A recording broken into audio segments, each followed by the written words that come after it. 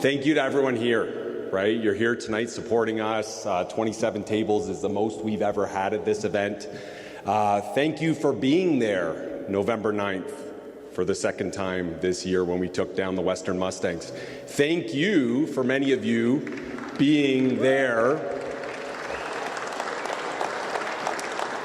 Thank you for being there and one of 5,000 to 6,000 people, Laurier Golden Hawk fans, that decided on Saturday, November 23rd, that you needed to be in Kingston celebrating this team. Thank you for that.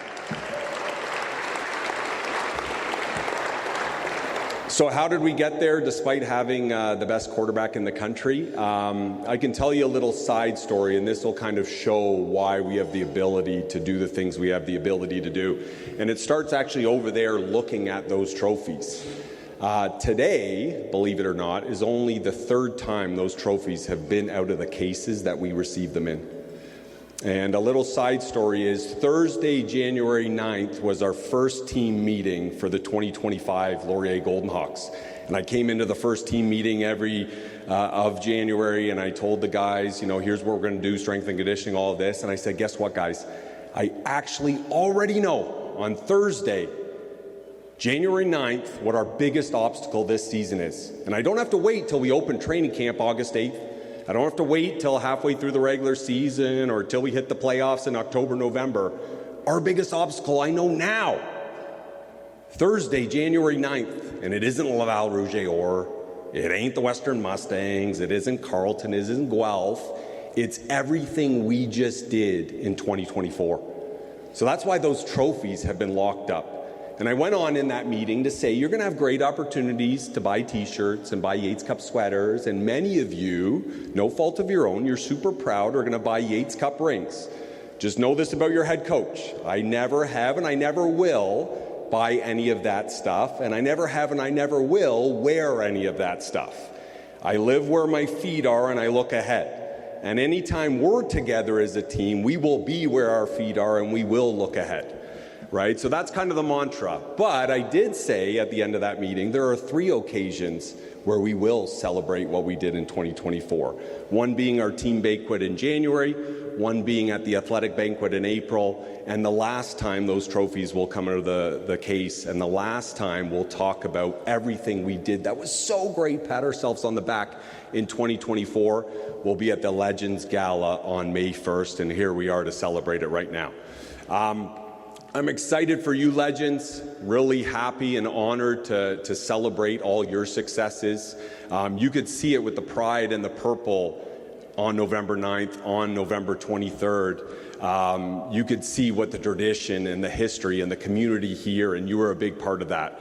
I'm not going to go through a long list of thank yous. I think Deb and Kate did a great job of those. 2 people I am going to single out because we do have the largest coaching staff in the country. But I'll single out 2 of them, Coach Ron Van Moorkirk and Coach Todd Galloway.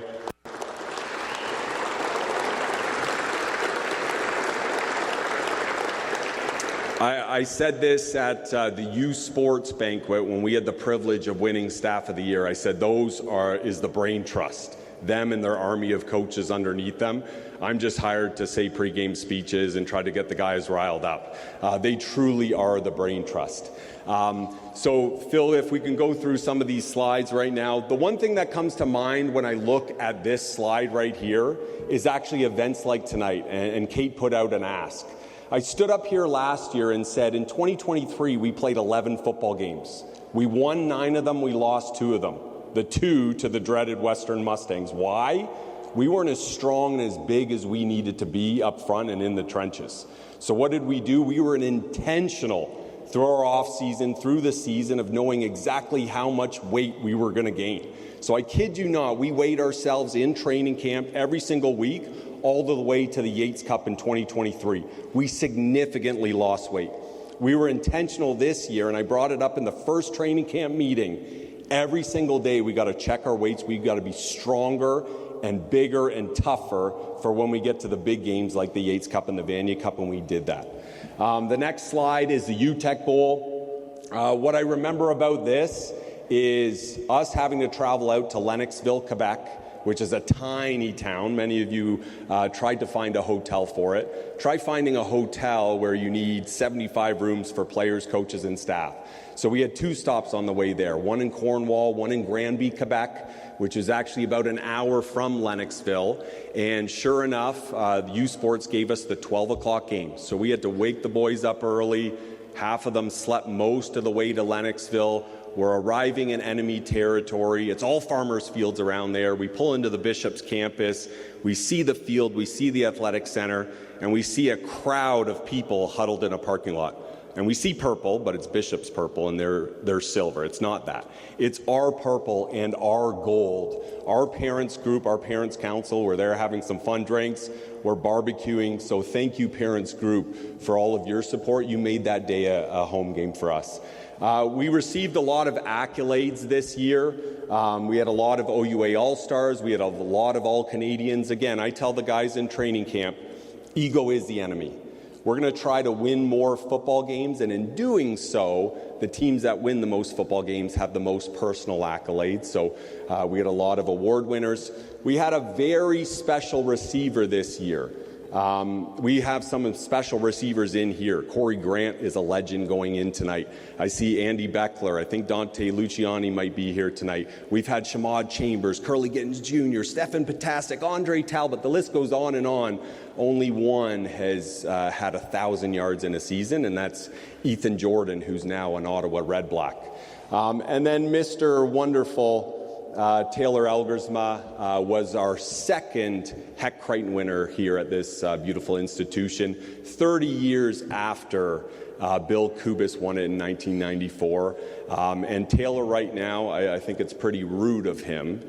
He would rather be at Green Bay minicamp than be here with us here tonight celebrating. But Taylor's done very well, as you know, so he's at Green Bay minicamp right now. He goes to Buffalo minicamp next week, and he was obviously drafted by the Winnipeg Blue Bombers on Tuesday night.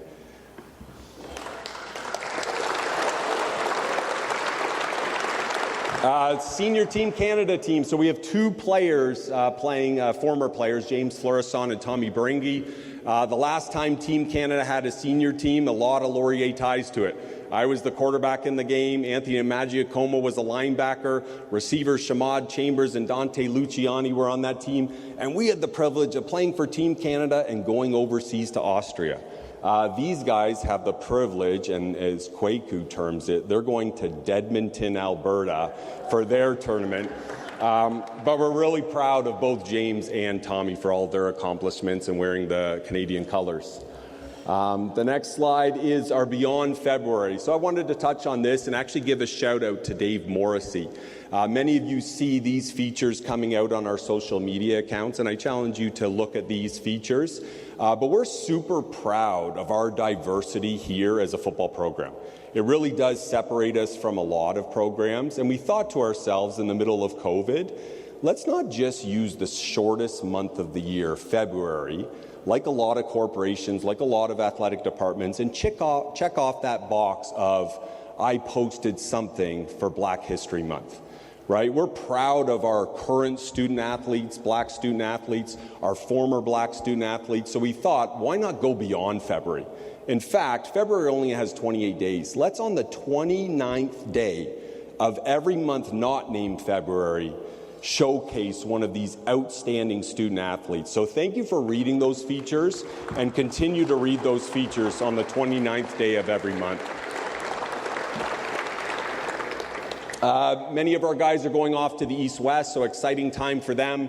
Myself, Coach Brendan McCracken, and then we've got 6 of our players going off to the East-West, and that's across the street at the University of Waterloo. Those wanting to attend the game, that is Saturday, May 10th. Next slide. Drafted. So as many of you would have seen on Tuesday evening, Taylor Elgersma, as I mentioned, went 18th overall to the Winnipeg Blue Bombers. And then we're going to continue on with Ethan Jordan and Jaden Griffiths being teammates. They're now members of the Ottawa Red Blacks. And I think it's very fitting, having just seen the East-West page. We all know Ethan Jordan. We all know Taylor Elgersma and all their stats and all of that. But Jaden Griffiths, number 33, standing in the back, was not invited to East-West. last year. He was not invited to the National Combine this year. But talk about being where your feet are and looking ahead. Jaden does this in the weight room every day. He does this in meetings. He really exemplifies what it is to be process-driven. And as a result, he heard his name called just like the others, which is amazing. In terms of our recruiting class, it's in your pamphlet, an outstanding recruiting class coming in. And the beautiful thing, how we're built now as a program, we're not forced to play 18-year-olds. Right? And you see the landscape of U Sport football, the Lavals, the Montreals, us in Western, UBC, Saskatchewan. The teams that play the least 18-year-olds are usually the most successful. The teams that play more 22, 23, Laval 27, 28 are the most successful teams. So these guys will come in here, they're going to learn from our outstanding coaching staff, they're going to get trained in strength and conditioning, all of that, and when their time is right, they will be ready. And last but not least is our schedule this year. So I challenge all of you to come out to the games. You had a lot of fun at the Yates Cup. You had a lot of fun at the Vanier Cup. Pick a couple other games throughout the season to come out and watch this talented squad. Right? As always, we're going to try to go 1-0 each and every week. We're not looking ahead. We're not circling Western at the end of the schedule. What do we need to do to go 1-0 each and every week? You saw the new scoreboard. You saw the new lights. You saw the new field last year. We're going to have proper stands and bleachers this year, so come out and see our Hawks. They really deserve it. One last congratulations to our legends, and I was told to back up for this. Go Hawks, go!